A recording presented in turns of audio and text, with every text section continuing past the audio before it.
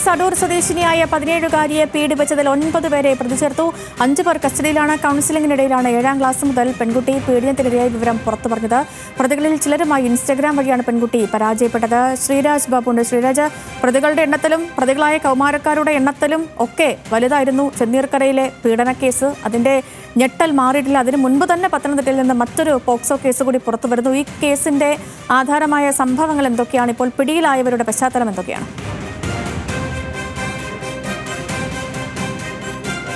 സേതു, തീർച്ചയായും രണ്ടാമതാണിപ്പോൾ ഈ അടുത്ത കാലത്ത് പോക്സോ കേസ് ഇതുപോലെ പത്തനംതിട്ടയിൽ രജിസ്റ്റർ ചെയ്യപ്പെടുന്നത്. നിലവിൽ അടൂർ പോലീസിന് കീഴിലാണ് ഈ കേസ് രജിസ്റ്റർ ചെയ്തിട്ടുള്ളത്.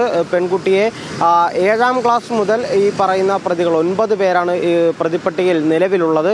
ഈ 9 പേരും ഈ പെൺകുട്ടിയെ കഴിഞ്ഞ 7ാം ക്ലാസ് മുതൽ, അതായത് പെൺകുട്ടിക്ക് പ്രായപൂർത്തിയാകുന്നതിന് വളരെ മുൻപ് തന്നെ പെൺകുട്ടിയെ ലൈംഗികമായി ചൂഷണം ചെയ്യുന്നുവെന്ന മൊഴിയാണ് പെൺകുട്ടി ഇപ്പോൾ മൊഴിയായി കൗൺസിലിങ്ങിനിടയിൽ നൽകിയിരിക്കുന്നത്.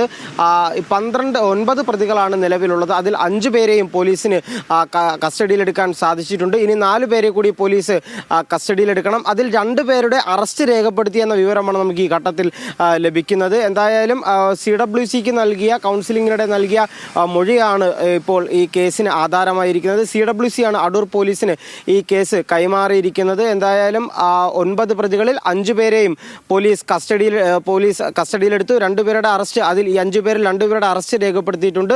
മറ്റുള്ള 4 പേരെയും എത്രയും പെട്ടെന്ന് തന്നെ അറസ്റ്റ് ചെയ്യാൻ കഴിയുമെന്നാണ് പോലീസ് പറയുന്നത്. എന്തായാലും ഈ പെൺകുട്ടി സ്കൂളിൽ ക്ലാസ്സിൽ തുടർച്ചയായി വരാതിരുന്നതിനെ പറ്റി നടത്തിയ അന്വേഷണത്തിനൊടുവിലാണ് പെൺകുട്ടിക്ക് മാനസികമായി ബുദ്ധിമുട്ടുകൾ അനുഭവിക്കുന്നുണ്ട് എന്ന കാര്യം സ്കൂൾ അധികൃതരും ക്ലാസ് ടീച്ചറും ഉൾപ്പെടെയുള്ളവർ അറിയുന്നത്. തുടർന്ന് CWCക്ക് വിവരം കൈമാറുകയും CWCയുടെ കീഴിൽ പെൺകുട്ടി മൊഴി നൽകുകയും ചെയ്തു. തുടർന്ന് വിഷയത്തിന്റെ ഗൗരവം മനസ്സിലായ CWC വിഷയത്തിൽ ഇടപെടുകയും അടൂർ പോലീസിനോട് കേസ് എടുക്കാനും കേസ് രജിസ്റ്റർ ചെയ്യാനും അതുപോലെ ഈ വിഷയം അടൂർ പോലീസിന് കൈമാറുകയുമായിരുന്നു.